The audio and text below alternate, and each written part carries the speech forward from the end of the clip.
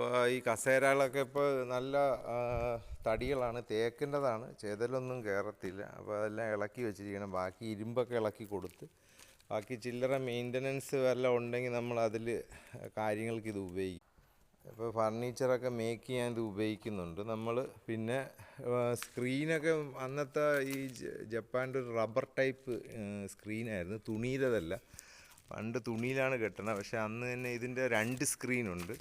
ഒരെണ്ണം ഇതുവരെ ഉപയോഗിച്ചിട്ടുമില്ല. പക്ഷെ അതൊക്കെ ഇരുന്ന് എനിക്ക് നട്ടുപോയെന്ന് തോന്നി. ഇപ്പോൾ ഒരാൾ വലിച്ച് കീറിയതാണ്. അതിൻ്റെ അകത്ത് ആളിറങ്ങിപ്പോയി. ആളനൊക്കെ ഇല്ലാതിരിക്കുമ്പോഴത്തേക്ക് ആളിറങ്ങണ കൊണ്ട് ഇപ്പോൾ പിന്നെ പൂട്ടി നല്ലപോലെ ബാക്കിലൊക്കെ ഡോറൊക്കെ ഇട്ട് പൂട്ടിയെടുത്ത്. അപ്പോൾ ഒരു കണ്ടീഷനാണ്. ഇത് സ്റ്റേജാണ്, ഇതിനകത്താണ് കല്യാണങ്ങളൊക്കെ നടക്കുന്നത്.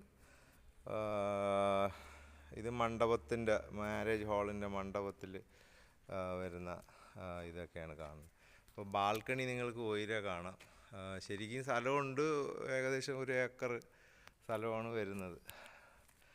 അപ്പോൾ ഇത് നമ്മൾ കൊടുക്കുന്നില്ല, ജസ്റ്റ് റെൻ്റ് ഔട്ട് ചെയ്യാൻ വേണ്ടി മാത്രം ഇങ്ങനെ വെച്ചുകൊണ്ടിരിക്കുന്നത്. ജസ്റ്റ് എല്ലാവർക്കും ഒരു 40 വർഷം പഴക്കമുള്ള ഒരു തിയേറ്റർ ചുരുക്കമായിരിക്കും എല്ലാവരും കണ്ടിരിക്കുന്നത്, പൂട്ടി കിടക്കുന്നത്. അപ്പോൾ ഇതിൻ്റെ ഒരു സ്റ്റോറി തന്നെ വല്ലാതൊരു സ്റ്റോറിയാണ്. കാരണം ഫാദറന്ന് കെട്ടിയപ്പോൾ തന്നെ ഇത് വളരെ ബുദ്ധിമുട്ടിയൊക്കെയാണ് കെട്ടിയത്. അന്നത്തെ ടൈമിന് എനിക്കൊന്നൊരു 80 കാലഘട്ടങ്ങളിലാണ് കെട്ടിയത്. 1980 സമയത്താണ് ഇത് കെട്ടിക്കൊണ്ടിരുന്നത്. പിന്നെ പാർവതിയാണ്, സിനിമാടി പാർവതിയാണ് ഇത് ഉദ്ഘാടനം ചെയ്ത ഈ തിയേറ്റർ. അന്ന് എൻ്റെ ഒരു ഫോട്ടോ ഞങ്ങളുടെ വീട്ടിലെവിടെ കാണും.